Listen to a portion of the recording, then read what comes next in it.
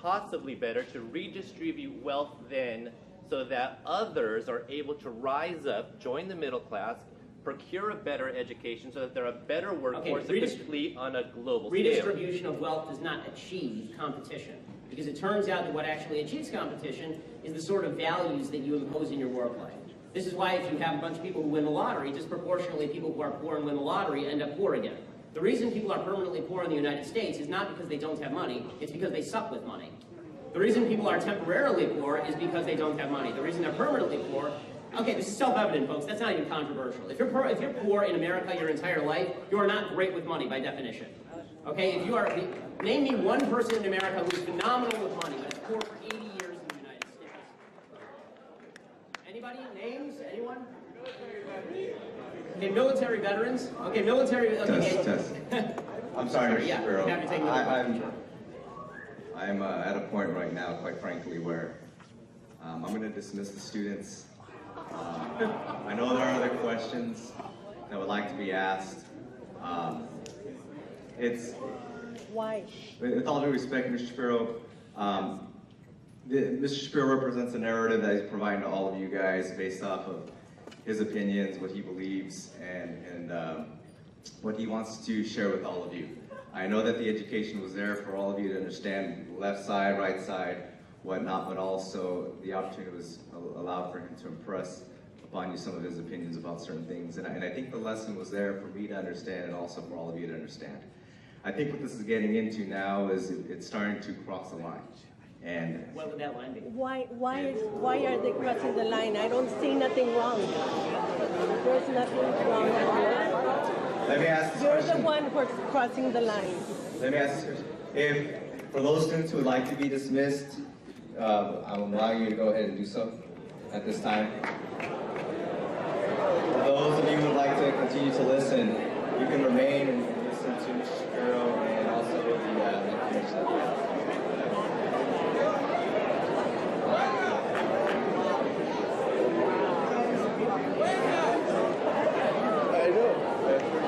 I know.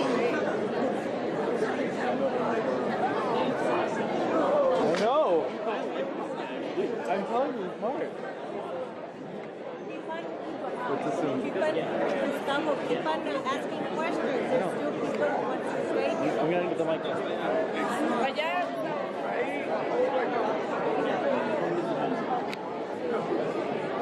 Guys in a classroom with a monologue on politics without the kids walking out. That'd be awesome. Since I'm not here by the state of California, I can't do that.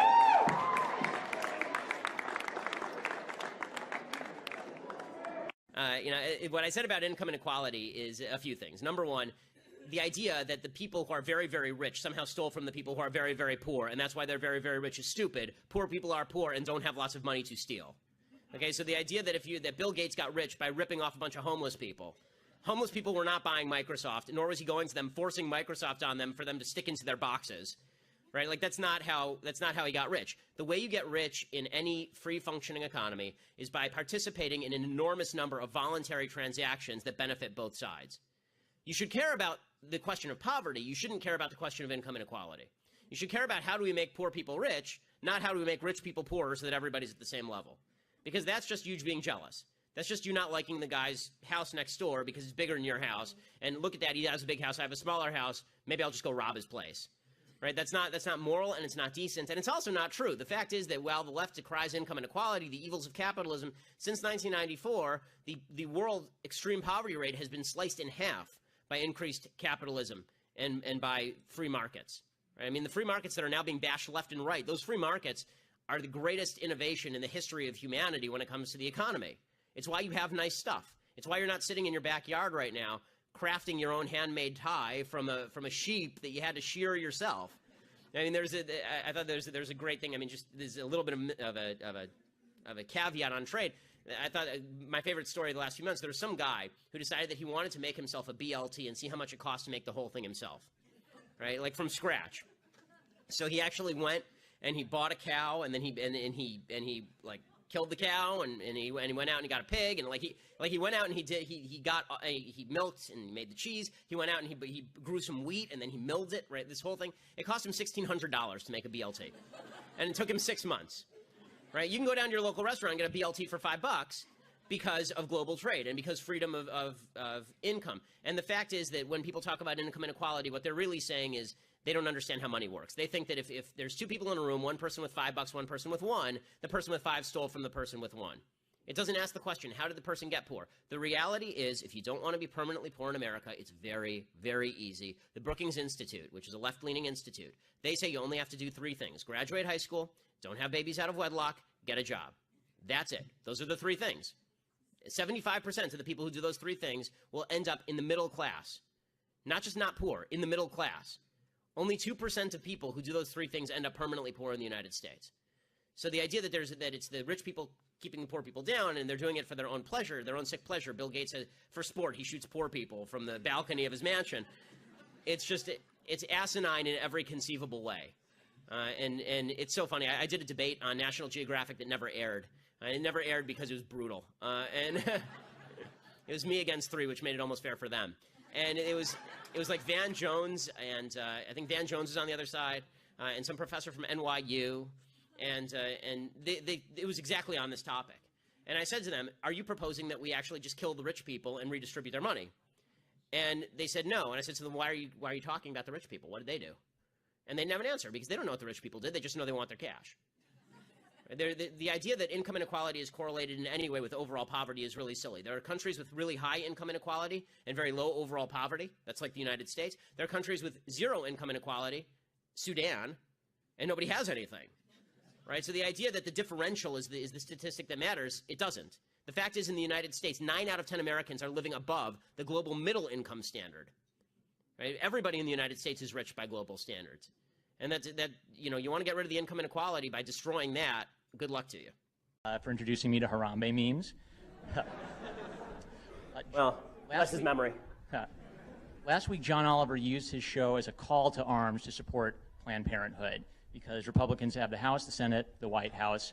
Do you anticipate pushback within the Republican Party if the pro-life movement tries to move forward with its agenda in the next 2 years? I mean, this is a really good question. I'm not sure how committed Donald Trump is to, for example, reversing funding for Planned Parenthood, right? He said early in the primaries that he liked Planned Parenthood. He thought that they did some good work. It'll be interesting to see if he clashes with the new Congress over that, because clearly Paul Ryan and a lot of other members of Congress would like to withdraw federal funding for Planned Parenthood. Obviously, I think that's a good idea. I think abortion is immoral, and the idea that I'm paying for somebody else's baby to be killed seems pretty ridiculous, morally, ethically, legally to me. I think all of it's really dubious. It is definitely questionable. As far as John Oliver, we have a really bad habit in this country of taking everybody seriously if they have a British accent. And that seems to me a bad mistake. We ought to judge John Oliver by the content of his speech, not the quality thereof. So my second question is pertaining to kibbutzim. You know that their basic system is one based on like a microcosm of socialism. Yes. So I wanted to know what you thought about that pertaining to Bernie Sanders' like insane loony bin socialism. Right. So Bernie Sanders is a nutcase, and Bernie Sanders, like this is something people say about the New Testament also, because in the New Testament, I've got my Christian hat on tonight. I mean, the New Testament has a section where it talks about Jesus sharing in common with his disciples, and so people like to quote the New Testament to the idea that Jesus was a socialist. Okay, as somebody who, first of all, the New Testament also says, "He who does not work, he shall not eat," right? So there's that. But aside from that, the fact is that the kibbutz model failed. They tried it, and then they tried to expand it out, and it failed. And the reason it failed is for the same reason that socialism always failed. You can't pay a doctor the same as a janitor and expect things to go well. It'll work. Socialism works in tiny communities. You know how you know? Because you all have families, and they're basically socialist. Right? You have a common pool of wealth, and everybody draws from it. Right? My wife and I have a joint bank account. Ooh, we're socialists. Right? But the difference is I like my wife. I don't know any of you people. So this idea that you can extend out what is essentially a familial system across an entire broad society and then force people to join in, and we can all be one family, even if the guy who's taking from the pot's a total schmuck who won't do a day of work, it's not going to succeed. I am so irritated with the support for Bernie Sanders, I cannot even tell you. Every time that loon bag gets up there and he says, "Life is not fair, give me money, I just want to die," it's so awful.